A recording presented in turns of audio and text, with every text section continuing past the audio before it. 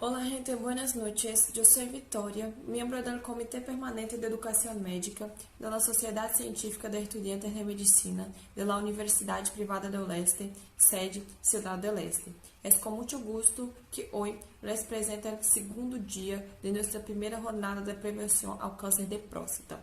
Me gostaria de lembrar a você que durante as apresentações irá aparecer uma palavra-clave na tela para que vocês possam colocar em a formulário de presença ao final das apresentações de hoje.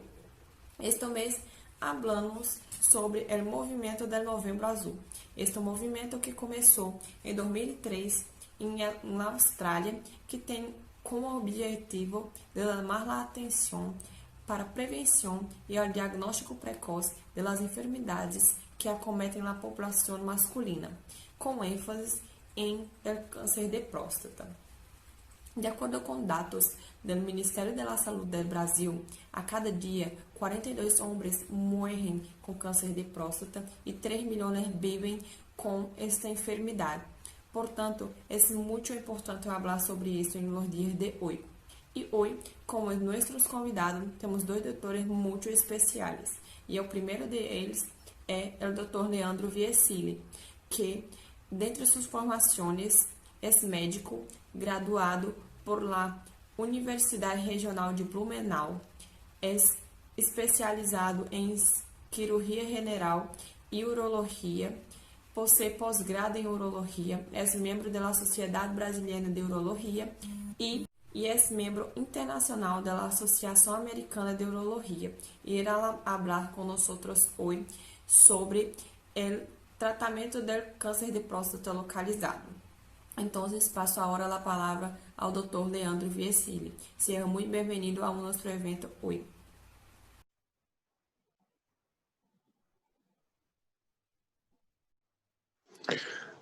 Olá pessoal, eu sou o Dr. Leandro Viesili, sou urologista aqui em Santa Catarina e fui convidado a dar uma aula sobre atualização em doenças de próstata e principalmente o Novembro Azul. Bom, eu vou abranger alguns tópicos nessa aula. Eu vou falar primeiro sobre a próstata, explicar um pouco como ela funciona e o que ela faz. Vou falar também um pouco sobre a epidemiologia do câncer de próstata, a incidência do câncer de próstata e também algumas discussões mais aprofundadas no final, principalmente as controvérsias que existem sobre o rastreamento, ok? Então, bom dia, eu vou começar a apresentação então. Vamos lá.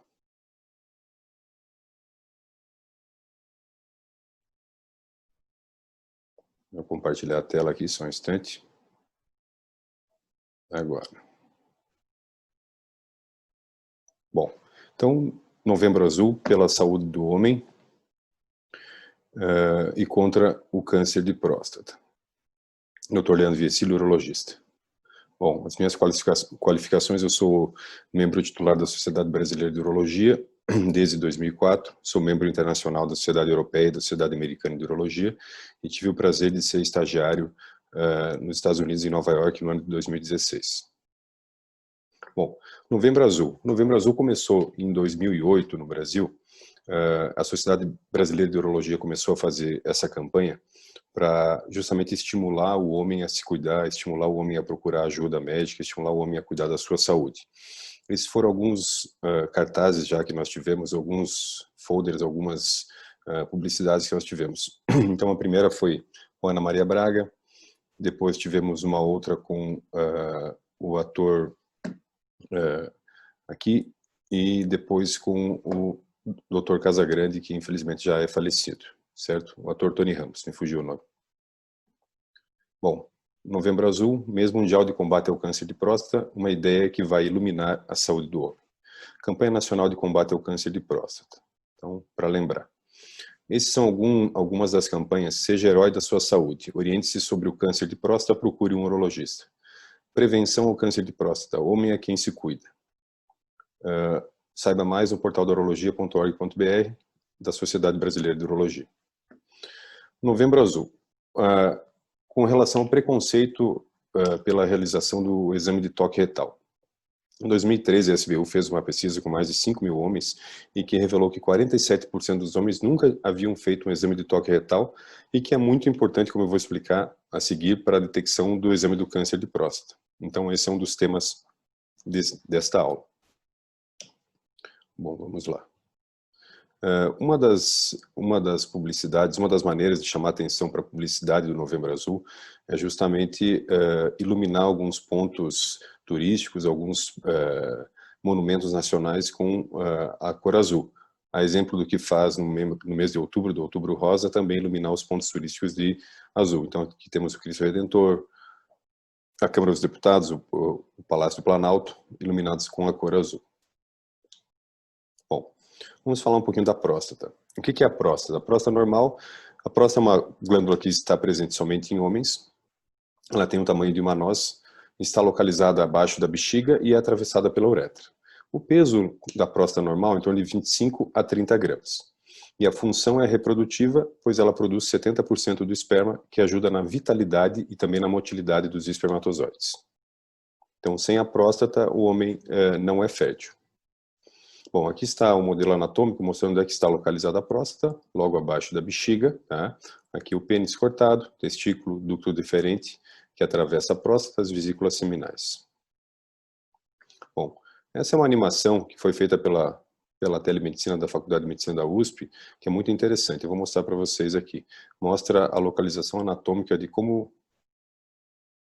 aonde está localizada a próstata. Vamos ver se vai rodar essa animação. Está rodando. Espera aí. Vamos voltar só um pouquinho.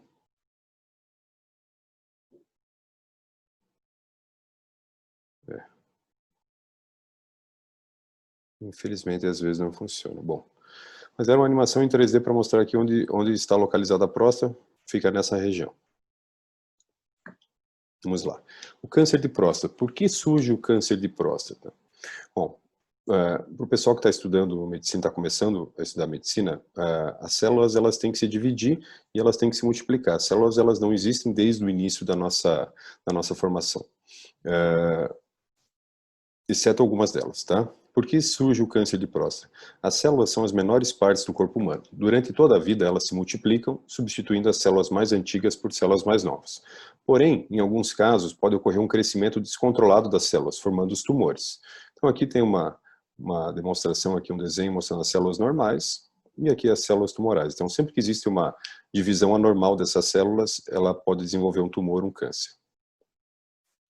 Falando especificamente sobre o câncer de próstata. O câncer de próstata é a maior causa de câncer em homens, de órgãos sólidos, né, considerado tirando o câncer de pele, a maior causa de câncer em homens e a segunda causa de câncer que mais mata os homens no Brasil. É feito um diagnóstico de câncer de próstata aproximadamente a cada 7 minutos. Também é registrado um óbito pela doença a cada 40 minutos, o que é bastante coisa. 25% dos portadores de câncer de próstata vêm a falecer devido ao câncer de próstata. Então, 3/4 não vêm a falecer com câncer de próstata, vêm a falecer de outras doenças que eu vou falar a seguir. 20% dos cânceres de próstata são diagnosticados já em estágios mais avançados, infelizmente. E essa tendência vem a crescer por alguns motivos que eu vou explicar daqui a pouco. Bom, quando se faz o diagnóstico precoce, as chances de cura, como qualquer outra doença neoplásica, são muito melhores, são muito maiores. Então, as chances de cura são de cerca de 90%. Porém, quando os sintomas começam a aparecer, mais ou menos 95% dos casos já estão em fase mais adiantada, ou seja, longe de uma possibilidade de cura total, apenas de medidas paliativas. Então, e não é possível a prevenção do câncer de próstata, apenas diagnosticá-lo mais precocemente. A incidência do câncer de próstata. Segundo o INCA, que é o órgão oficial do Brasil que é responsável por essa estatística, a estimativa deles é que serão diagnosticados no ano de 2020 65.840 novos casos de câncer de próstata no Brasil. Desses, mais ou menos 13 mil casos de homens vão falecer devido ao câncer de próstata. Como foi falado antes, um homem morre de câncer de próstata a cada 40 minutos no Brasil, que é bastante coisa. Em Santa Catarina, que é onde eu resido, são estimados cerca de 1.720 novos casos de câncer de próstata para o ano de 2020. Na minha cidade aqui, a última estatística que eu consegui foi em 2016, faleceram 12 pacientes devido ao câncer de próstata. Bom, esses são dados oficiais do INCA, então. As tabelas que eu vou mostrar a seguir são dados oficiais do INCA, estimativas do INCA. Então, para novos casos de câncer de próstata, serão registrados 65.840 novos casos de câncer de próstata, e mama um pouquinho mais, 66.280. Então, só para mostrar para vocês a importância disso, é quase a mesma incidência do câncer de mama. E se você considerar que a mulher, cada mulher, no caso, tem 2 mamas, então a incidência do câncer de próstata ainda é maior ainda, né? Cólon reto em segundo caso, e assim vão as outras doenças, tá? Então, aproximadamente 29,2% de todos os cânceres em homens são o câncer de próstata. Então, sem considerar os tumores de pele não melanoma, como eu falei a seguir, previamente, né? O câncer de próstata é o mais incidente entre os homens em todas as regiões do Brasil. Agora eu vou separar um pouquinho essa estatística. Bom, quando falamos em 65 mil mortes por câncer de próstata, às vezes é um número que passa no vazio. 65 mil pessoas com câncer de próstata é como se nós tivéssemos um estágio desse padrão aqui, com todas as pessoas com câncer de próstata. Ou seja, é uma incidência bastante elevada, tá? Então, essa ilustração aqui é só para mostrar para vocês, quando a gente fala em números, o que são 65.500 novos casos. É mais ou menos esse estágio aqui, com todas as pessoas com câncer. Bom, câncer de próstata. Na região sul, a estimativa para o ano de 2020, então aqui separado a incidência da região sul do Brasil, próstata, aproximadamente 9.260 novos casos de câncer de próstata para a região sul no ano de 2020. Câncer de próstata agora separando por cidades, por capitais. Então aqui a gente vê que Curitiba serão 220 novos casos de câncer de próstata, Porto Alegre 200 e Florianópolis 310, tá? Então é bastante alta a incidência na região sul. Eu vou mostrar um outro gráfico daqui a pouco. Esse aqui é o gráfico que fala das incidências por região, tá? Então aqui nós temos a região com 79 casos de câncer de próstata, região com 60 novos casos de câncer de próstata, 49 e 21. Então, conforme a distribuição aqui, a gente tem estatísticas diferentes, certo? Bom, falar um pouquinho sobre o câncer de próstata. Por que surge o câncer de próstata? Tem alguns fatores que favorecem o surgimento do câncer, principalmente a idade. 90% dos casos de câncer de próstata eles ocorrem em indivíduos acima dos 55 anos de idade. História de câncer na família. Se você tem um familiar com câncer de próstata, um familiar de primeiro grau, ou seja, pai ou irmão, você pode ter de 2 a 3 vezes mais possibilidade de câncer conforme os trabalhos. Se você tiver 2 familiares, ou seja, familiares de primeiro grau, então 2 irmãos ou um pai e um irmão, você pode ter até 5 vezes mais chance de câncer de próstata. E esse risco é maior se esse câncer surgir no seu familiar numa idade mais precoce, então antes dos 60 anos de idade. Alguns fatores são fatores considerados fatores de risco. Hoje em dia se sabe que o sobrepeso e a obesidade ele está implicado numa maior incidência de câncer de próstata, principalmente pela teoria inflamatória. Então, se o paciente tem uma síndrome metabólica, tem uma obesidade, ele vai ter mais fatores pró-inflamatórios e também pode ter uma ocorrência maior de câncer. A raça negra ela é muito mais atingida do que a raça branca. Então, os afrodescendentes têm uma incidência muito maior estatisticamente. Infelizmente, de maneira socioeconômica, talvez um recurso menor ao serviço de saúde e uma incidência de mortalidade mais alta. Pelo contrário, os orientais, a raça amarela, têm uma incidência de aproximadamente 70% menor de câncer de próstata. Então, os negros mais e os orientais menos. Atualmente se pesquisa muito os fatores genéticos, alguns tipos de câncer de origem genética. Então, por exemplo, o BRCA1, BRCA2, principalmente o BRCA2, que são genes envolvidos no câncer de mama, eles também hoje se sabe que tem uma incidência muito maior no câncer de próstata de origem familiar. Eles estão envolvidos. Bom, eu falei um pouco da incidência nos orientais, que é bem menor.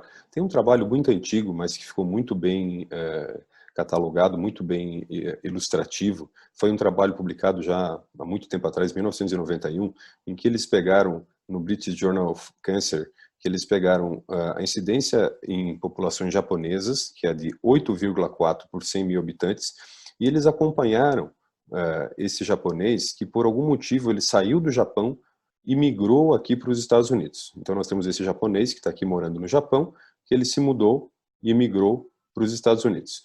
O que aconteceu com esse japonês que tinha uma incidência de 8,4 por 100 mil de câncer, quando ele se mudou para os Estados Unidos, ele mudou a dieta, ele mudou o estilo de vida, aumentou essa incidência para 32,2 casos por 100 mil nessa população oriental japonesa que imigrou para os Estados Unidos. Ou seja, nos falando que tem a ver sim a parte genética, mas que tem a ver muito a parte também da alimentação, de estilo de vida. A incidência dos Estados Unidos é cerca de 34, 35 casos, então muito próxima do americano nato. Tá? Bom, quais são os sintomas do câncer de próstata numa fase inicial? Como foi falado antes, o câncer de próstata numa fase inicial não apresenta sintomas típicos. Eles podem apresentar alguns sintomas que são semelhantes ao crescimento benigno da próstata, ou seja, da hiperplasia. Então, principalmente o jato fraco, dificuldade para urinar, um número maior de idas ao banheiro, mas esses são sintomas da doença benigna, não necessariamente do câncer de próstata. Quando esses sintomas surgem, ele muitas vezes já está num estágio mais avançado. Então, a ausência de sintomas não é garantia de que não há problemas. Por esse motivo, os exames preventivos são muito importantes. Bom, quais são os sintomas das doenças da próstata? Vamos lá, eu falei agora há pouco. Dificuldade de iniciar a urina, ou seja, a hesitância ou hesitação que a gente chama, urinar em gotas ou em jatos sucessivos, necessidade de urinar imediatamente, ou seja, urgência miccional, sensação de urina residual, ou seja, o homem vai ao banheiro e não consegue esvaziar totalmente a bexiga, a presença de sangue na urina ou no esperma, em casos muito raros. Tá? Então, geralmente a hemospermia, que a gente chama que é o sangue no esperma, não é considerado nada grave, mas em alguns casos pode ser o câncer de próstata. Em fases mais avançadas, pode provocar a dor óssea, infecção generalizada ou insuficiência renal. Em casos que a gente tem múltiplas metástases ou insuficiência renal, podem ocorrer também em casos mais avançados de câncer de próstata. Bom, como é que é feito o diagnóstico do câncer de próstata? Primeiramente, a história clínica. Então, o médico questiona se o paciente tem algum familiar com câncer de próstata, pergunta como é que estão os sintomas. Depois é feito o exame de toque retal, que existe ainda muito preconceito quanto ao exame de toque retal, graças a Deus isso vem sendo cada vez mais reduzido. E depois o médico solicita um exame chamado PSA, que é sigla em inglês de antígeno prostático específico, que é uma substância produzida na próstata, mas que ela não é totalmente específica com relação ao câncer de próstata. Algumas outras doenças também ocasionam a elevação do PSA. Tá? Então, principalmente a hiperplasia benigna, as prostatites, são outras doenças que também podem elevar o PSA, por isso que existe ainda muita crítica com relação ao PSA. Como valores de referência, para vocês terem uma ideia, então assim, se fala do PSA acima de 4, que seria uma maior chance de ter um tumor. Tá? Então, realmente, com PSA menor do que 4, apenas 10% de chance de câncer de próstata. De 4 a 10, você tem até 30%, e mais do que 10, 70% de chance de haver um câncer de próstata nesse homem. Bom, como é que é feito o diagnóstico ainda? Falando sobre o toque retal. O toque retal é um exame muito rápido, praticamente indolor, e ele é importante porque de 15 até 20% dos casos, conforme os trabalhos, os casos de câncer de próstata, eles podem ser diagnosticados apenas e exclusivamente pelo toque retal. Então o homem vai lá, faz o seu PSA, ele está normal, e aí, pelo toque, se o médico detectar algum nódulo, ele pode indicar um segmento do diagnóstico, uma biópsia, e descobrir um câncer. Até 15 a 20% dos casos, conforme os trabalhos. A próstata, no toque, ela apresenta uma consistência firme e homogênea. Quando existe a presença de algum câncer, a consistência da próstata torna-se mais endurecida. Então, algum nódulozinho palpável, que são indicativos de câncer. Caso o médico, caso o urologista detecte alguma alteração na consistência dessa próstata ou alguma presença de algum nódulo, ele vai solicitar alguns exames complementares que podem confirmar ou não a presença de um tumor, de um câncer de próstata. Bom, aqui a ilustração mostrando como é que é feito o toque retal. Então, introduzido o dedo no reto do paciente, é palpada essa região periférica da próstata aqui, tá? E se existe algum nódulo, o médico vai sentir essa consistência um pouquinho mais alterada. E por que nessa região periférica? Porque a maior parte dos tumores, dos cânceres de próstata, estão justamente nessa região periférica aqui, em ambos os lados, tá? Essa região mais anterior aqui, ela é muito menos acometida do câncer de próstata. Bom, aqui uma charge mostrando que existe ainda muito preconceito com relação ao exame de próstata, do exame do toque retal da próstata, mas reforçando que até 20% dos casos de câncer são diagnosticados exclusivamente pelo exame do toque retal. Então, o homem não deve fugir do exame e deve procurar o urologista para fazer a sua avaliação. Bom, câncer de próstata, como eu falei há pouco, ele é muito mais frequente na zona periférica da glândula, pode aparecer numa próstata normal e não há sintomas na fase inicial. Então, aqui mostrando o tumor se desenvolvendo nessa região mais periférica. Bom, quais são os exames que são realizados para se fazer o diagnóstico de um câncer de próstata? Uma vez que o médico teve uma suspeita pela elevação do PSA ou pelo toque retal alterado, atualmente se indica sempre antes da biópsia a avaliação por uma ressonância magnética. Essa ressonância magnética, ela tem que ser feita uma ressonância multiparamétrica, tá? E principalmente essa sequência ponderada em T2 e a restrição da difusão, certo? O que vai mostrar essas imagens? Vai mostrar se existe alguma área que seja mais suspeita de tumor de câncer de próstata. E aí o radiologista vai classificar essa ressonância numa classificação chamada PIRADS, tá? Que é a classificação de radiologia de próstata, certo? Então ele vai classificar no PIRADS de 1 até 5. O PIRADS 1 seria o menor risco de haver um câncer de próstata significativo nessa próstata e PIRADS 5 o maior risco. Então aqui está a tabela mostrando mais ou menos qual é as chances e a possibilidade de câncer de próstata conforme aquela ressonância. Então, se um PIRADS for 1, doença clinicamente significativa é altamente improvável, menos de 3%. A indicação é apenas observação. Se o laudo vem com PIRADS 2, a chance é de menos de 10%, ou seja, geralmente está indicada apenas observação. O PIRADS 3 já aumenta, ele pode passar de 7%, 10% até 40% de chance de haver uma doença, um câncer de próstata clinicamente significativo, e aí muitas vezes se acompanha ou muitas vezes se faz a solicitação da biópsia da próstata. E PIRADS 4 e PIRADS 5, obrigatoriamente eu tenho que fazer a biópsia de próstata porque a incidência é muito mais alta, 65% e 85% de possibilidade de haver um câncer de próstata clinicamente significativo. Bom, então como foi falado, em caso de suspeita, se solicita a ressonância multiparamétrica. Hoje em dia existe muita controvérsia entre a ressonância 1,5 Tesla versus a 3 Tesla, tá? É claro que se eu tiver uma ressonância 3 Tesla, que é uma ressonância mais potente, eu vou ter uma resolução de imagem melhor. Mas se sabe que ela não é extremamente indispensável, tá? O que é principal na análise do exame da próstata é isso aqui, ó, radiologista especializado. Existe muita variação, que a gente chama de variação interobservador, ou seja, um radiologista dá uma classificação PIRADS, o outro radiologista dá outra classificação. Se ele não tem, principalmente não está habituado a laudar exames de próstata, não tem essa especialização em laudar exames de próstata, ele pode ter uma variação muito grande. Então, quanto mais o radiologista é especializado, melhor a qualidade do exame. Tá? Então, se tiver a ressonância 3 Tesla, melhor, mas principalmente com um radiologista que esteja habituado, especializado em fazer essas imagens de próstata. Bom, então a ressonância, no caso da ressonância, depois disso eu solicito uma biópsia da próstata. Tá? A biópsia da próstata ela é feita por via ou transretal, através do reto, ou atualmente também ela é solicitada por via transperineal. Então está se revivendo uma técnica antiga que se fazia há muito tempo de biópsia de próstata, principalmente a vantagem da biópsia perineal, que seria que ela causa muito menos infecção, praticamente zero de infecção pós-biópsia. Muito menos sepsis, como acontece na infecção. No caso da biópsia transretal, até 1,5%, 2% dos pacientes podem ter uma infecção pós-biópsia de próstata. Tá? Então, na biópsia perineal, praticamente zero. E ela pode estar indicada, principalmente quando tem rebiópsias, ou em casos em que a ressonância mostra alguma lesão muito anterior, uma próstata muito grande, que é difícil biopsiar por via transretal.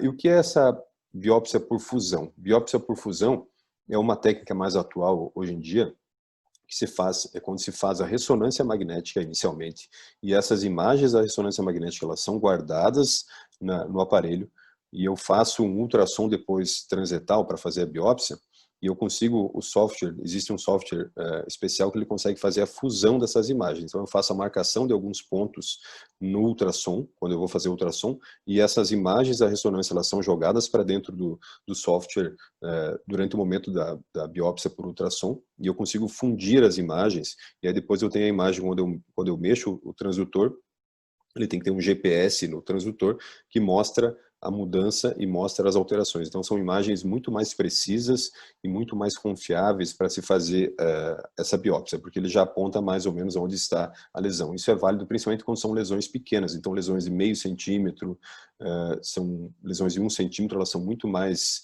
identificáveis quando se faz uma biópsia por fusão. É claro que isso é muito caro ainda atualmente, são poucos centros que dispõem, nós aqui felizmente já dispomos aqui no nosso hospital essa biópsia por fusão, mas nem todo lugar com certeza vai ter. Bom, então como eu falei, toque retal suspeito, PSA alterado, ressonância nuclear multiparamétrica da próstata e a biópsia de próstata guiada por ultrassom, a maior parte das vezes, ou em alguns casos se faz a biópsia também transperineal. Depois que eu faço a biópsia, eu vou ter um laudo anatomopatológico. Esse aqui é uma imagem da próstata normal, tá? Um corte histológico, e aqui existe a área com tumor. Esse é um laudo do adenocarcinoma de próstata, então aqui está as células com a mudança do câncer de próstata, aqui as células normais da próstata. Então o patologista vai examinar essa lâmina e vai nos dizer se existe ou não a presença de um câncer de próstata. Bom, no estadiamento, muitas vezes eu faço o diagnóstico em câncer de próstata, eu faço alguns exames para estadiar, para classificar esse tumor, para saber da extensão dele. Um dos exames que eu solicito é uma cintilografia óssea. Então, o tumor de próstata ele tem uma avidez, principalmente por metástase para o esqueleto, metástases ósseas, que podem ser principalmente para o esqueleto axial, principalmente para a bacia, às vezes para o fêmur. Então, esse aqui é um paciente meu que tinha PSA 3.500 e alguma coisa e tinha múltiplas metástases ósseas. Cada pontinho preto aqui é uma metástase óssea, para vocês verem como ele estava cometido. Um outro exame muito recente hoje, e que vocês vão ouvir falar muito mais daqui para frente, é o exame chamado de PET-PSMA. Tá? Então é uma PET-CT, um PET realizado por tomografia, em que se capta essa proteína do PSA. Ele tem uma especificidade muito grande para a doença da próstata, para o câncer de próstata, sensibilidade de 75%, especificidade de quase 100%. É o exame mais específico que nós temos hoje para câncer de próstata. Ele é um exame que cada vez mais se usa, ele já é consenso de ser utilizado na recidiva bioquímica, então se o paciente já faz uma prostatectomia ou faz uma radioterapia e detecta a elevação do PSA, se solicita um PET-PSMA para saber onde é que existe tumor. Mas cada vez mais se usa e cada vez estão se fazendo mais estudos mostrando que o PET-PSMA ele também é muito útil no pré-tratamento, ou seja, o paciente fez o diagnóstico, eu faço um PET e tento utilizar ele no estadiamento, mas isso ainda está experimental. Hoje em dia, o definido apenas para recidiva. Esse é um exame de um PET-PSMA de um paciente que tinha Gleason 9 e foi feito o diagnóstico de metástases em linfonodos ilíacos, numa região em que ele não seria feita a linfadenectomia normal na cirurgia.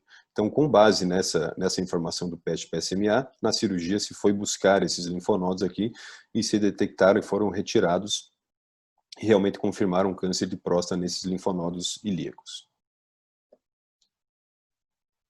Vamos lá. Então, agora vamos falar um pouco de controvérsia sobre o câncer de próstata. A principal controvérsia que se fala, que vocês devem ouvir de clínicos, principalmente medicina de família, o rastreamento do câncer de próstata não diminui a mortalidade de câncer específica e também apresenta muitos riscos, e o risco-benefício não é muito interessante. Então, por isso que muitas sociedades e muitas organizações questionam e questionaram e ainda questionam o rastreamento populacional do câncer de próstata.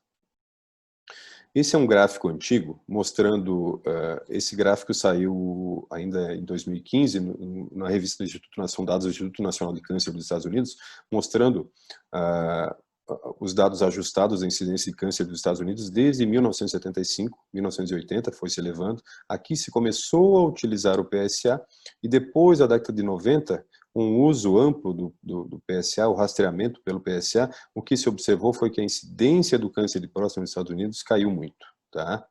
Caiu muito até esse ponto aqui, 2012, 2013. E aqui em 2012 ocorreu um fato muito importante, muito relevante, que vocês já devem ter ouvido falar. Eu já vou falar sobre esse fato. É que é o seguinte, aqui tem um outro gráfico também mostrando que, mais ou menos nessa época aqui de 90, 95, foi um pico do diagnóstico de câncer de próstata e depois ele foi baixando. Tá? Então, por que teve esse pico? Porque foi justamente quando começou a ser utilizado o PSA, aqui no final da década de 80, começo da década de 90, e aqui o pico do diagnóstico devido ao PSA.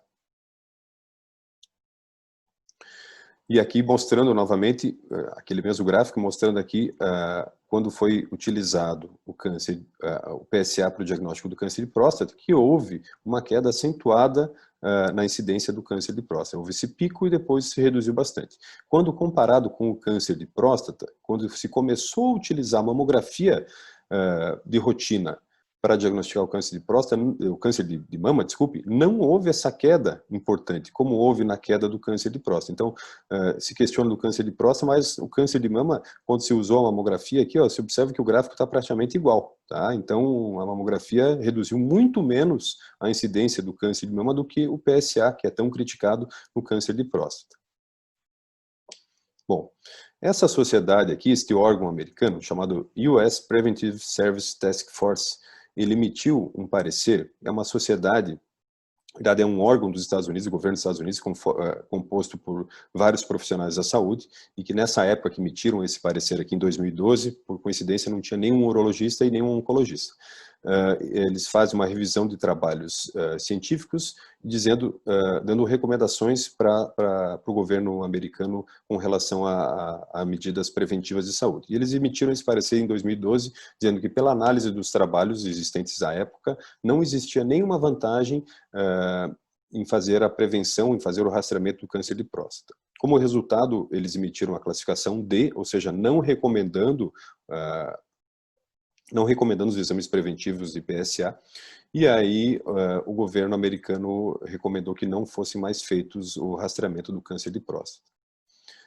Eles basearam os seus dados principalmente em alguns trabalhos, que foi esse PLCO, que é um estudo realizado nos Estados Unidos, com a intenção de buscar e saber sobre a incidência e a prevenção do câncer de próstata. Um trabalho com mais de 76 mil homens, de 55 a 70 anos, em mais de 10 centros americanos, que foi randomizado, mas que depois foi muito criticado. Vou falar daqui para frente.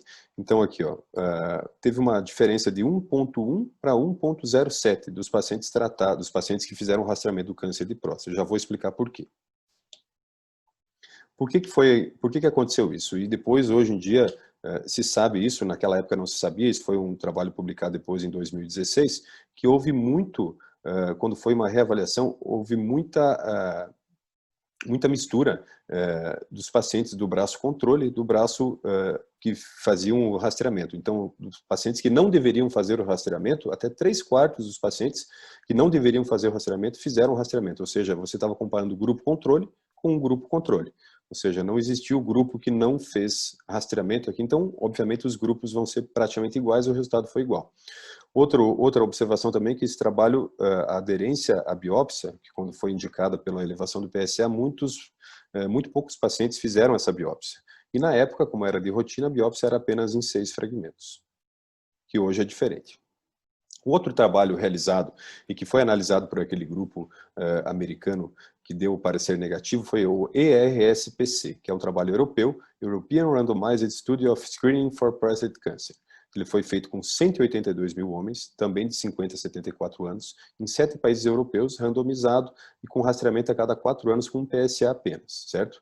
E esse trabalho mostrou alguma vantagem para o rastreamento, mais ou menos 20% de redução, mas que não foi tão significativa segundo o órgão americano, tá? Então a vantagem aqui que eles tiveram, redução de cerca de 21% da mortalidade por câncer de próstata no grupo tratado.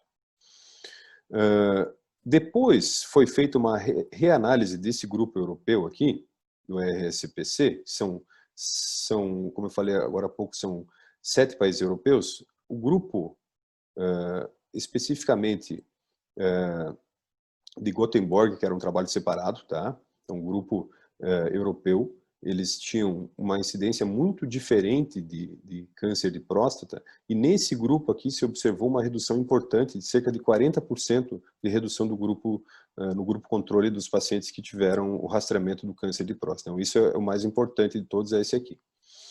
Bom, e o que se observa depois daquela recomendação do US Task Force de 2012 é o seguinte: a partir de 2012, 2013, a gente começou a perceber um aumento muito importante da incidência de câncer de próstata metastático, que a gente não via até agora, até uns anos atrás. Então, esse artigo foi publicado em 2016, e agora, o ano passado, saiu esse aviso aqui, ó, do CDC, avisando sobre a alta incidência, o alto aumento na incidência de câncer de próstata metastático, devido justamente a essa recomendação de não se fazer mais o rastreamento.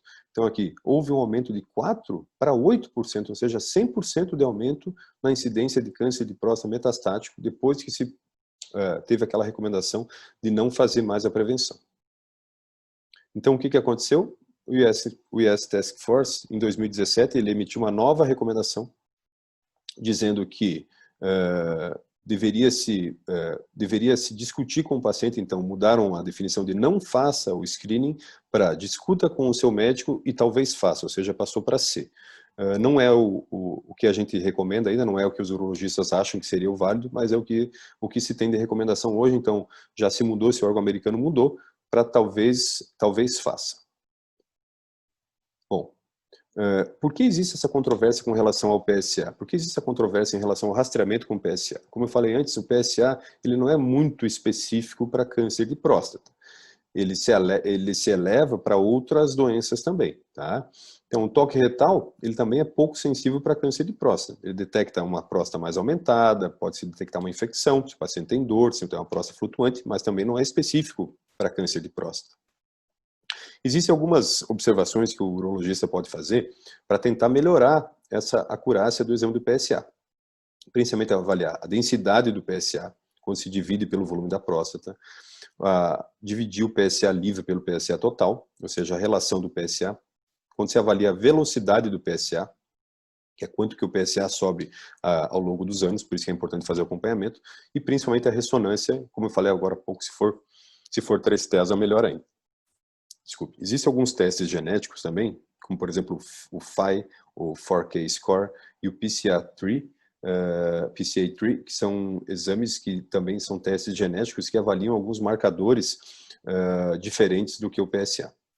Existem algumas calculadoras também que o médico pode usar quando tem alguma suspeita de câncer de próstata. Ele coloca os dados aqui, coloca a idade, o número de o PSA, se tem história familiar, se não tem história familiar, e ele vai me dizer qual é o risco do paciente ter um câncer de próstata. Existem várias calculadoras, é só buscar na internet Prostate Cancer Calculator.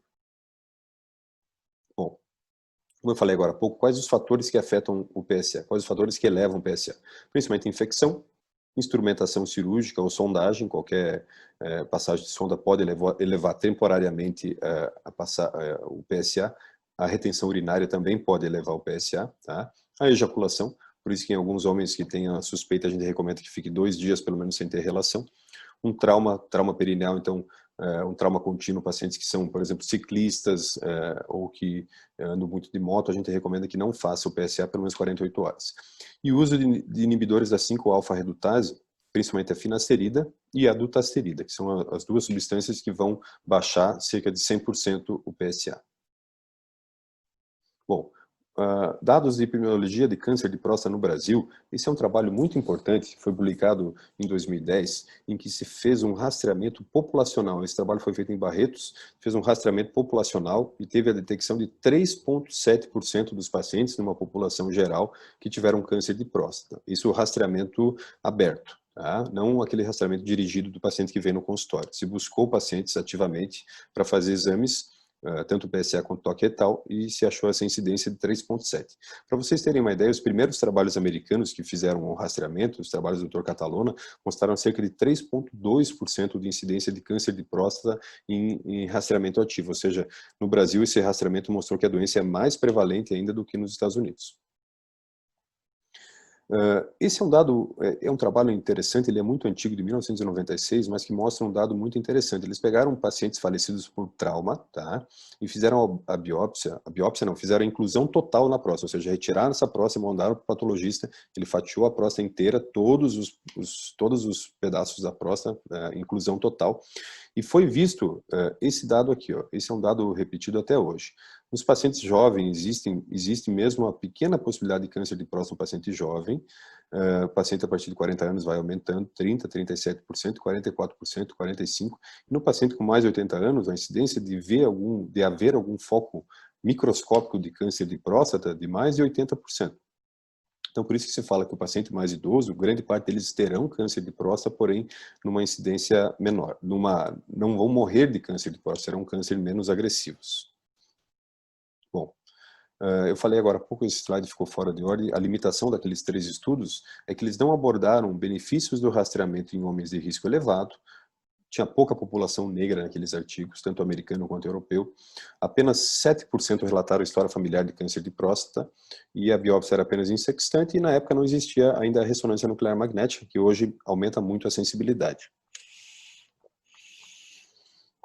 Então, para resumir, o screening do câncer de próstata, 40% de redução de incidência de câncer de próstata e morte de câncer de próstata naquele artigo de Gothenburg, 20% no estudo europeu e 0% no grupo americano, por aqueles vieses de seleção e de rastreamento que já foram comentados. Bom, falando ainda de screening de câncer de próstata, existem essas 4 controvérsias aqui. O superdiagnóstico, o supertratamento, o custo elevado aos serviços de saúde, como já falei que tem uma incidência muito alta, para que eu vou fazer esse diagnóstico se eu sei que tem muitos pacientes com câncer de próstata? E também, principalmente, os efeitos colaterais, como infecção, disfunção erétil, incontinência, e também a ansiedade do paciente no diagnóstico de um câncer.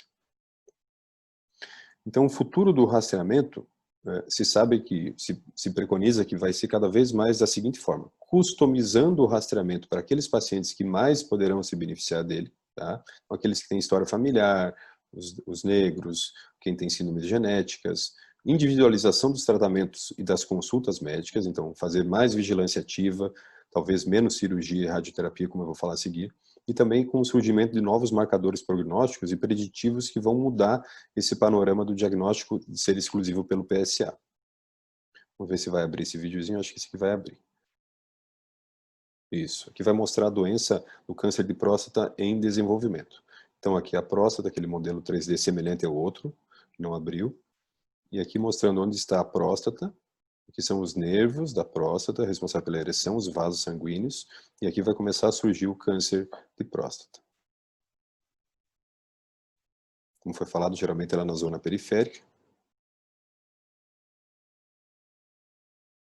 E tirando o osso só para mostrar melhor.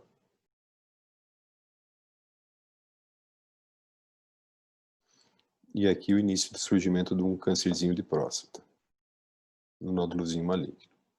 E que ele tem íntima relação, geralmente, com o nervo da ereção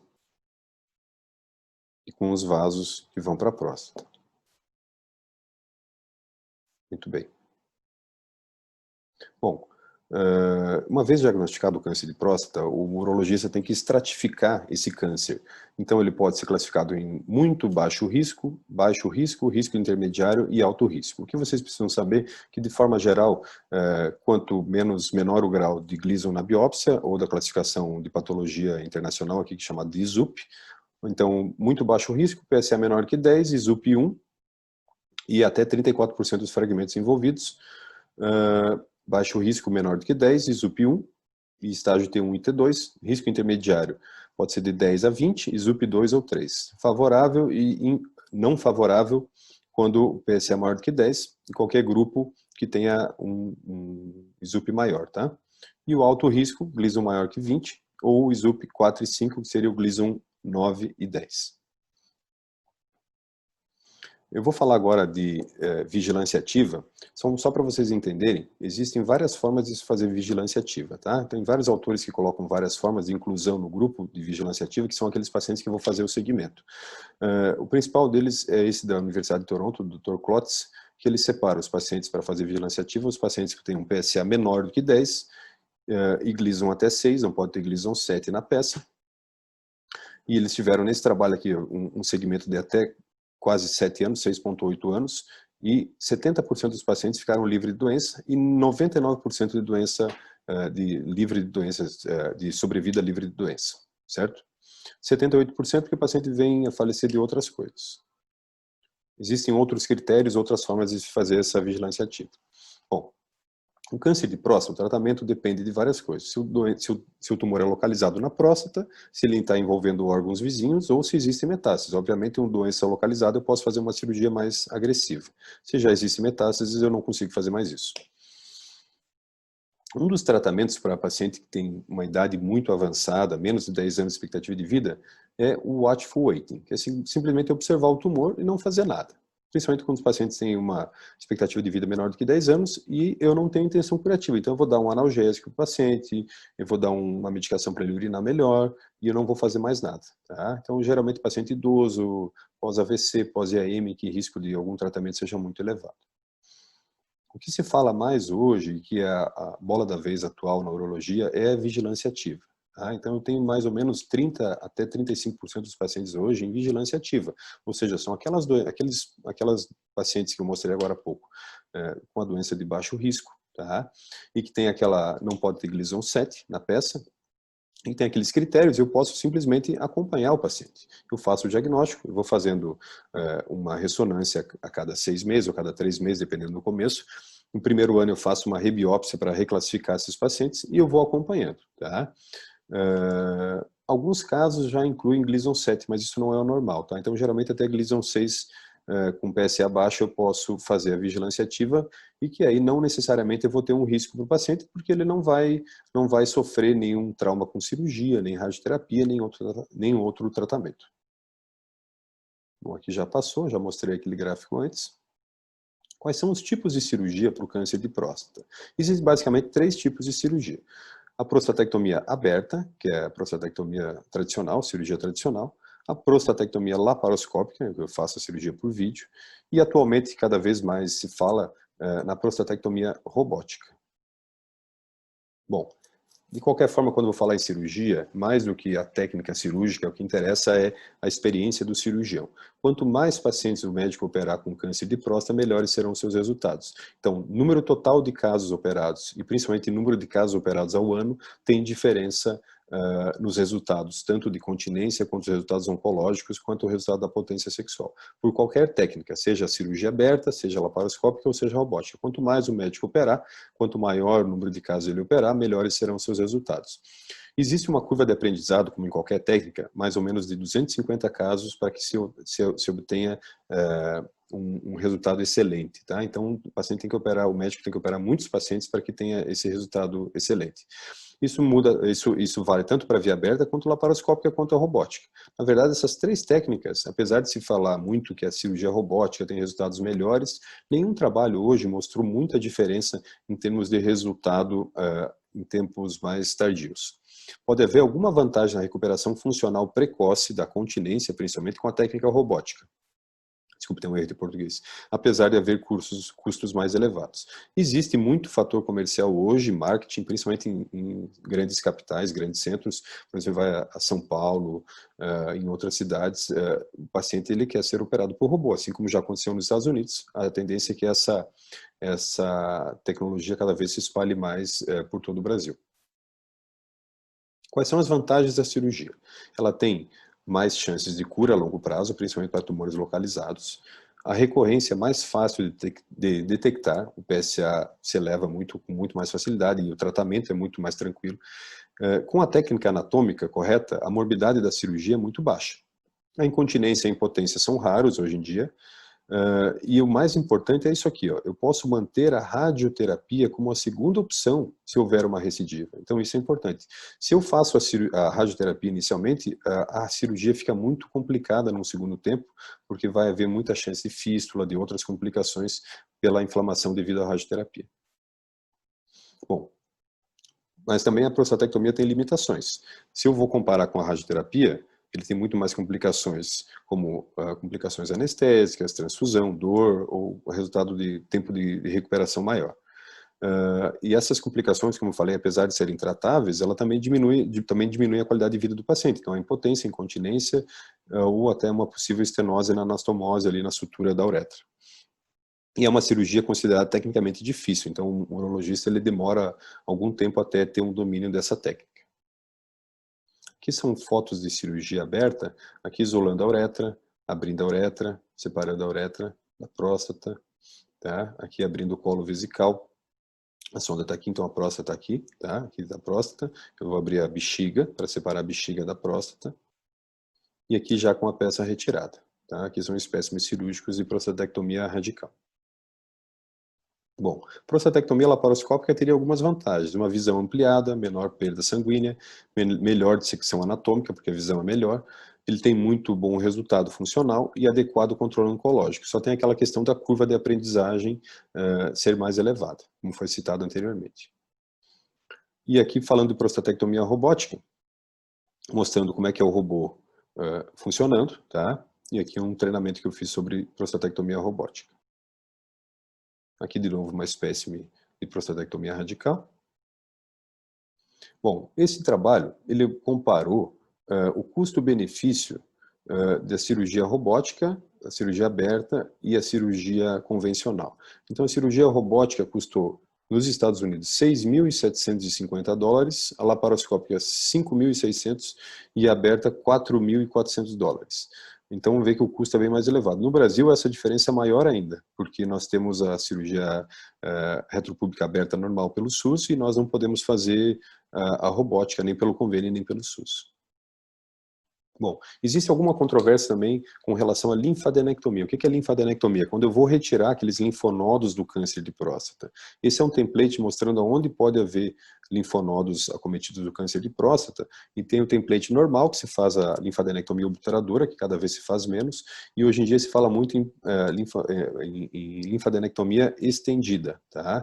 Teria um maior potencial de identificar micrometástases. Existem alguns nomogramas que eu coloco o grau de Gleason, a idade do paciente, o valor do PSA, e se esses nomogramas me dão mais do que 2% de risco de comprometimento linfonodal, eu tenho que fazer essa linfadenectomia. E no futuro, o que se imagina é que a melhora do exame de imagem, principalmente com o PET ou com novos exames, vai me mostrar com certeza onde é que vão haver esses gânglios, esses linfonodos acometidos. Falar um pouquinho de radioterapia. Está acabando a aula, pessoal, vamos lá, só mais um pouquinho. Radioterapia externa. Então, aqui é a radioterapia, um aparelho de radioterapia, ela pode ser a 3D, que é a mais antiga, ou de intensidade modulada, que é chamada de IMRT. Ela tem uma qualidade de vida comparável à cirurgia, os resultados são comparáveis à cirurgia também. Existe esse questionamento de uma possível maior incidência de um segundo tumor primário, principalmente tumor de reto ou de bexiga. Então, os pacientes que fazem radioterapia, eles estão expostos a ter esse tumor de reto ou de bexiga pela dose da radiação.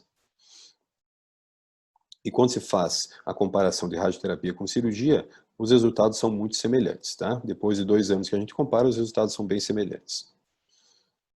A tendência é que a gente deve evitar usar direto a radioterapia em pacientes jovens, principalmente que vão ter mais chance de mais tempo para ver essa possível recidiva e sabendo que eu dificilmente vou poder fazer a cirurgia depois da radioterapia. Ao contrário, a radioterapia depois da cirurgia é muito frequente.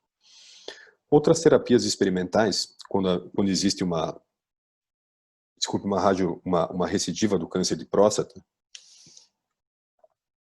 seria um tratamento chamado HIFU, que é o High Intensity Focus Ultrassom, que é o ultrassom ultrafocado, que é um aparelho que se faz por via transretal, e teria algumas vantagens, minimamente invasivo, sem punção, sem lesão por radiação, é um aparelho móvel, replicável. Eu posso usar tanto na terapia inicial do câncer de próstata, alguns centros europeus já estão fazendo isso, quanto pós-radioterapia ou pós-prostatectomia radical. Mas ainda em investigação. Existe também a crioterapia. O que é a crioterapia? É o congelamento da próstata. Então, o paciente tem um câncer de próstata, eu faço um congelamento. Isso principalmente para casos de resgate pós-radioterapia, e ainda não existem dados muito maduros, uma terapia considerada experimental. Bom, se a doença é metastática, Eu não vou me ater muito a esses detalhes, porque vai ter outros colegas que vão falar na próxima aula para vocês. Então, existem tratamentos com hormônios, hormonioterapia, que pode ser por via oral, com injeções, ou até mesmo a orquiectomia, que é a castração cirúrgica. Tá? Existem muitas novas drogas hoje para quimioterapia, foi o câncer de próstata é das áreas da oncologia que mais teve mudanças, tanto no diagnóstico quanto no tratamento nos últimos anos, mais evoluíram, tá? Então existem muitas drogas novas hoje de quimioterapia para câncer de próstata e os resultados estão cada vez melhores, tanto em pacientes metastáticos, o paciente só hormônio resistente, e a tendência é cada vez que melhore mais a quimioterapia no câncer de próstata. Bom, o mais importante é isso aqui, ó. O segredo para bons resultados é a seleção adequada dos pacientes. Então aqui tem um desenho aqui, o dedo robótico, o instrumento robótico, o HIFU, a cirurgia por vídeo, a cirurgia aberta. O mais importante é que eu tenha uma boa seleção dos pacientes para que eu tenha um bom resultado.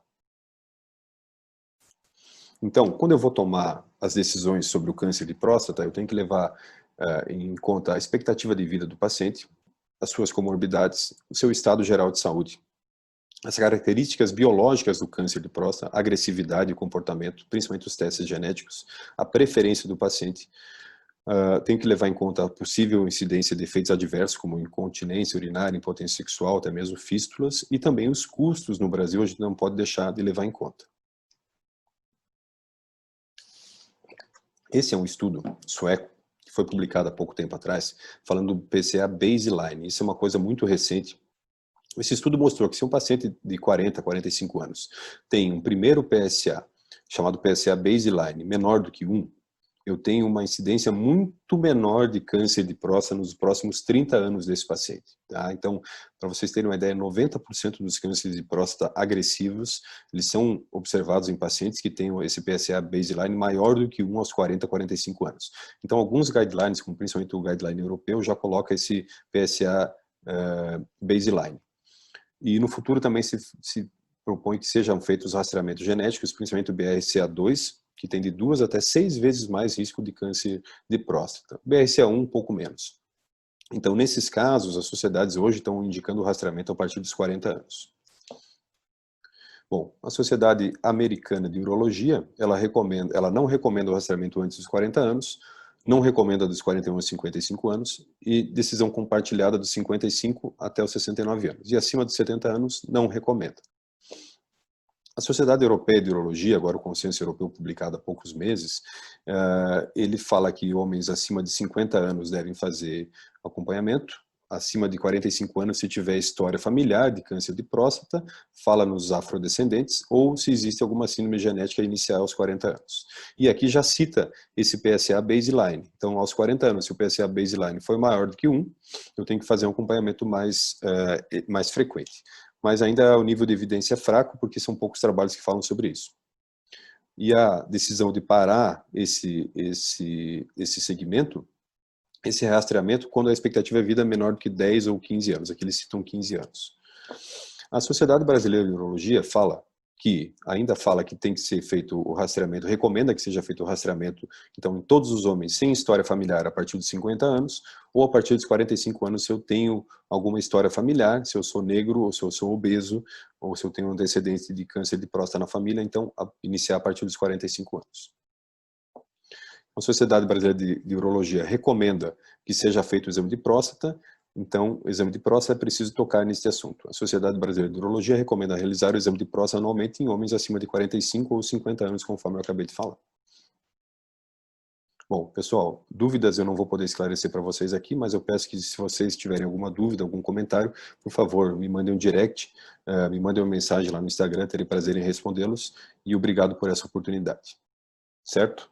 Boa noite e obrigado.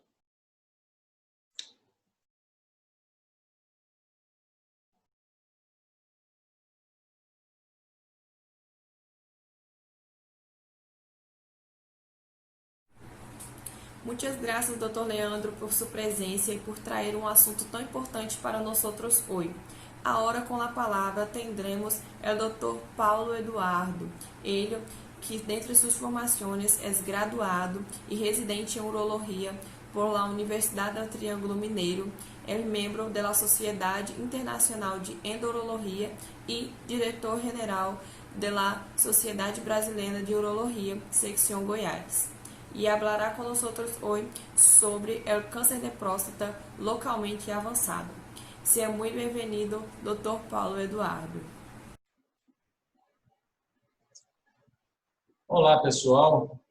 Meu nome é Paulo Goulart, sou diretor-presidente da Sociedade Brasileira de Urologia no estado de Goiás, aqui no Brasil.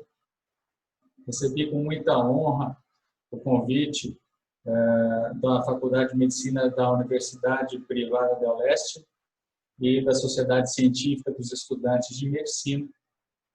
Uma honra realmente participar da jornada de prevenção ao câncer de próstata. É um tema importantíssimo que todos nós da área da saúde e cidadãos precisamos literalmente lutar contra esse problema. Me coube falar sobre câncer de próstata localmente avançado, um tema muito espinhoso, muito difícil, mas que eu vou procurar ser breve, ser objetivo, tentar traduzir de forma simples esse assunto tão importante para que eu possa ajudá-los. Vou compartilhar aqui com vocês a minha tela.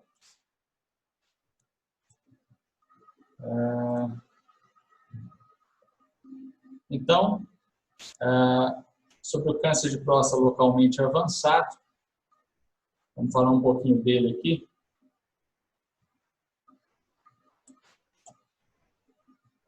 Então, o câncer de próstata localmente avançado, primeiro a definição dessa doença. Uma definição um pouco questionável, alguns locais vocês vão ver de outra maneira. A definição que eu mais gosto, ela classifica que ele pode ser um T3, um T4 e um N1. Então, o que seria isso daí? Um T3, NX-M0, ele se subdivide em T3A e T3B. O T3A é quando o tumor se estende além da cápsula, unilateralmente. Então, ele começa a sair da próstata, a gente chama de T3A.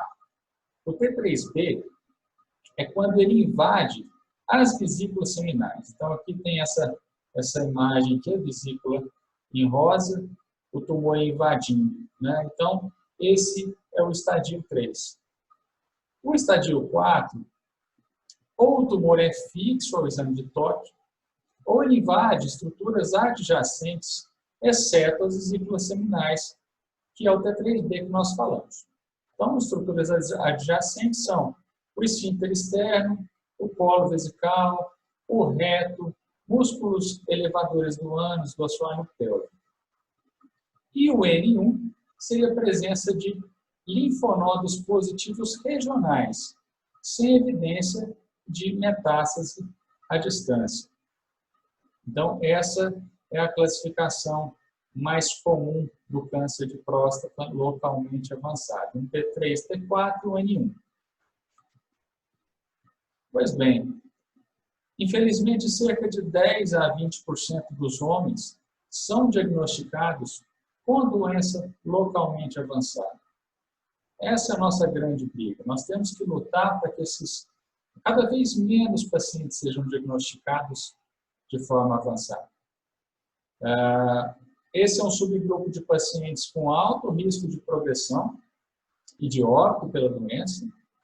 Então, essa é a grande importância das campanhas, como o Novembro Azul, que lutam contra essa doença aí. Então, eu tomo a liberdade aqui de falar da campanha que nós estamos fazendo aqui no Brasil. O lema é Seja Herói da Sua Saúde. E a gente chama muita atenção da população que no Brasil, segundo o Instituto Nacional do Câncer, acontecerão 65 mil novos casos de câncer de próstata no Brasil. Aqui no meu estado, que é um estado relativamente pequeno, a gente espera 2.240 casos, novos casos. E a questão principal que a gente briga muito é que é uma doença que, se diagnosticada nas fases iniciais, tem 90% de cura. a pandemia da Covid-19 nos trouxe uma dificuldade muito grande esse ano com relação aos homens evitarem ainda mais o acesso aos consultórios médicos. Então, as pessoas, pelo medo de irem a um hospital e serem infectados pela Covid, né, pelo coronavírus, estão cada vez mais fugindo dos consultórios. Então, a gente tem o receio que vários homens estejam atrasando o seu diagnóstico e caindo naquela incidência de 10% a 20% e descobrem a doença de uma forma avançada. Uma maneira que nós encontramos aqui no Brasil é de fazer parcerias com órgãos públicos, órgãos federais, estaduais, municipais, para que à noite iluminemos de azul os monumentos, né, fachadas de hospitais, fachadas de serviço de saúde, de órgãos públicos, buscando parceria também com pessoas públicas, cantores, jogadores de futebol, humoristas, enfim, pessoas que possam fazer chegar no coração das pessoas essa mensagem tão importante. Então, dando seguimento a essa doença, o câncer de próstata localmente avançado, e se tratando de um exame de imagem, a gente tem a ressonância nuclear magnética multiparamétrica. Essa ressonância é o gold standard, com uma especificidade de 95%. Ela vai avaliar, então, a extensão extracapsular da doença, vai avaliar se há invasão de vesículas seminais, invasão de estruturas adjacentes e acometimento linfonodal. Então, o T3A, B, T4 e M1, ela vai nos ajudar muito a programar o tratamento. Se for sempre uma doença que pode ser retirada, quer dizer, um órgão que não está fixo, que pode ser retirado, a gente sempre prioriza fazer a cirurgia. Porque essa é uma doença que tudo que tiver ao nosso alcance, nós temos que fazer. Esse é um estágio, um estágio, como queiram, que não dá para a gente lutar com uma arma só. Com relação aos tratamentos, então, como eu disse, ele é um tratamento multimodal. A gente tem que pensar que a cirurgia ou a radioterapia isoladas, elas podem ser insuficientes. Então, a gente sempre briga para que, se for possível retirar a próstata, que a gente retire e, muito possivelmente, que a gente faça outros tratamentos que complementarão a cirurgia, como a radioterapia, como o bloqueio hormonal, como o uso de novas drogas. Então, com relação à cirurgia, é a próstata, vesiculectomia radical, mais a linfadenectomia pélvica estendida. A cirurgia consiste em retirar toda a próstata, aqui está na figura, toda a próstata, as vesículas seminais e os ductos ejaculatórios, que vão originar os ductos deferentes. Então, a gente vai fazer uma anastomose da bexiga diretamente para a uretra. E a linfadenectomia pélvica estendida, nós vamos esvaziar todos os linfonodos ali, da altura da ilíaca externa até a ilíaca interna e toda a parede pélvica ali, próxima à região da bexiga e próstata.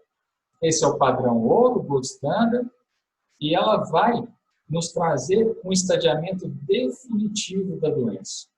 Às vezes, na biópsia, a gente não consegue, com certeza, falar qual é o score de Gleason da doença, que vocês devem ter visto nas palestras dos casos mais iniciais. Então, o score real de Gleason nós vamos ver no anátomo patológico, que vai falar se a biópsia estava correta, se a biópsia subestadiou ou superestadiou.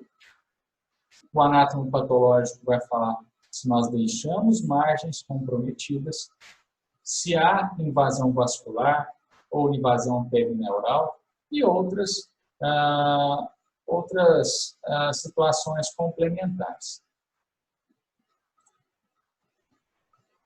Pois bem, vamos falar do outro tratamento que também visa a cura, que é a radioterapia adjuvante. Então, ela vai ser mais efetiva quando existe uma baixa contagem de células tumorais na loja prostática. Então, não devemos esperar tanto para fazer a radioterapia. As melhores indicações são quando há margens cirúrgicas positivas, então a gente suspeita que ficou o tumor para trás. Quando há, no anátomo patológico, extensão extracapsular, então ela deve ser realizada de forma precoce.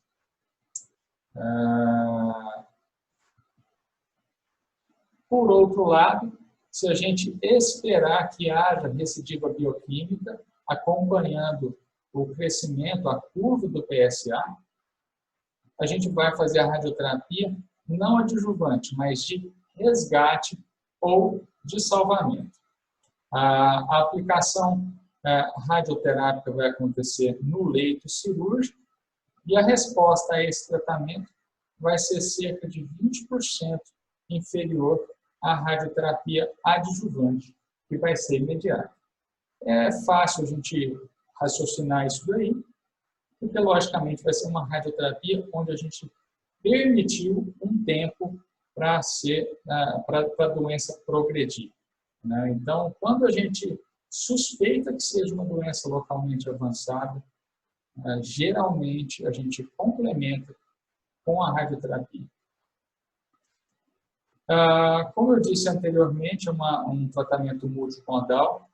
Em doença T3, né, a radioterapia sem a cirurgia não traz os melhores resultados. Então, se eu posso retirar a próstata, que a gente retire a próstata.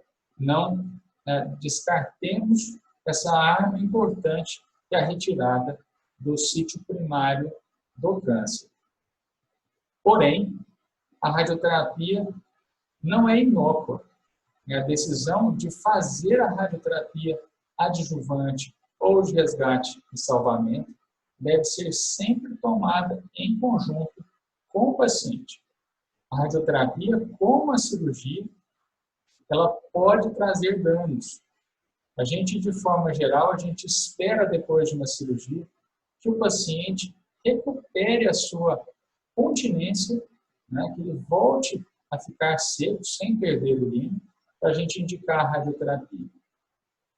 De uma maneira geral, infelizmente, isso se a gente pensar em um ano, cerca de 5% das pessoas submetidas à próstata, vesiculectomia radical mais linfadenectomia estendida, então, 5% vão ficar com incontinência. Tem vários graus, vai depender do grau, obviamente, você vai exigir um tratamento complementar, como um esfíncter artificial ou não. Às vezes são perdas pequenas que não vão exigir outra intervenção cirúrgica. Um outro problema muito comum nos pacientes que têm câncer de próstata é o medo da disfunção erétil, da impotência, da perda da ereção. Infelizmente, no geral, mesmo preservando os feixes, vasculo-nervosos, que passam lateralmente à próstata, cerca de 50% dos pacientes ficam impotentes. Logicamente, tem outros tratamentos para a gente fazer, desde medicações orais, injetáveis ou prótese, né? Mas, sem dúvida alguma, é algo que preocupa muito os pacientes. Então, a gente sempre deve falar que tanto a cirurgia quanto a radioterapia podem levar à disfunção erétil e à incontinência urinária. A radioterapia, ela tem outros problemas adicionais, que são a cistite actínica, a retite actínica, quer dizer, a radiação ela ultrapassa os limites que deveria realmente chegar e atingem também a bexiga e o reto, causando sintomas irritativos, inflamatórios, algo difícil de lidar. Quem tem casos assim, sofre com o paciente sofre ainda mais. Então, a gente sempre deve compartilhar a decisão com o paciente. Antigamente, nós médicos, a gente falava, o paciente aceitava e era assim que acontecia. Aprendam essa lição. Hoje, cada vez mais, a gente divide a responsabilidade, né? A gente dá a nossa opinião, dá a nossa indicação, mas o paciente tem que concordar com isso. Inclusive, assinar termo de consentimento, né? Até para nos respaldar da parte jurídica, que cada vez está mais frequente, infelizmente. Bem, existem conceitos que eu gostaria de passar para vocês. Estou passando um pouquinho da capacidade do urologista, invadindo um pouquinho a área do radioterapeuta, do oncologista, mas talvez eu crie uma ponte aqui para as próximas aulas que vocês vão ter nessa bela jornada. Então, em tumores localmente avançados, radioterapia exclusiva ou radioterapia associada a um bloqueio androgênico, né, um bloqueio da testosterona, o que geralmente é melhor? A radioterapia associada a um bloqueio, geralmente nós temos melhores resultados.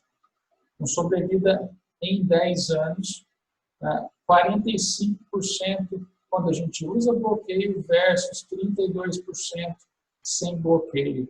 Então, em torno de 45% a 30%, um versus o outro. Os benefícios da deprivação androgênica neoadjuvante, a radioterapia, aparentemente, ela reduz o volume-alvo e ela aproveita o potencial efeito sinérgico citotóxico da radiação. O uso de supressão androgênica é a tendência, então, atual no tratamento do câncer de próstata de alto risco.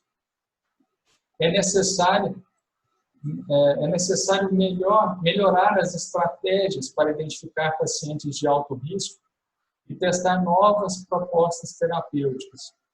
O aperfeiçoamento da radioterapia e da dose ideal da radiação, associada a novas abordagens sistêmicas, vão cursar com alternativas eficientes para pacientes com câncer de próstata de alto risco.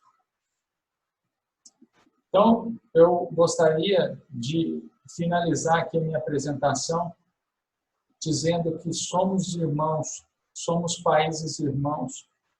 Contem sempre comigo, contem com a Sociedade Brasileira de Urologia para a gente dividir conhecimento. Sempre que for possível, estarei à disposição de vocês. Então, é isso. Tenham uma ótima jornada, excelente aprendizado e que vocês, cada vez mais, busquem conhecimento e lutem contra essa doença que é tão incidente na população. Um forte abraço a todos. Muitas graças, Dr. Paulo, realmente incrível. Y vengo acá en nombre de todos los miembros del Comité Permanente de Educación Médica de la SOCEN UPCDE para agradecerles por su presencia en más uno de nuestros eventos y decir que no se olvide de marcar su presencia con la palabra clave no día de hoy, para que usted possa receber su certificación. Entonces, hasta la próxima. Buenas noches a todos.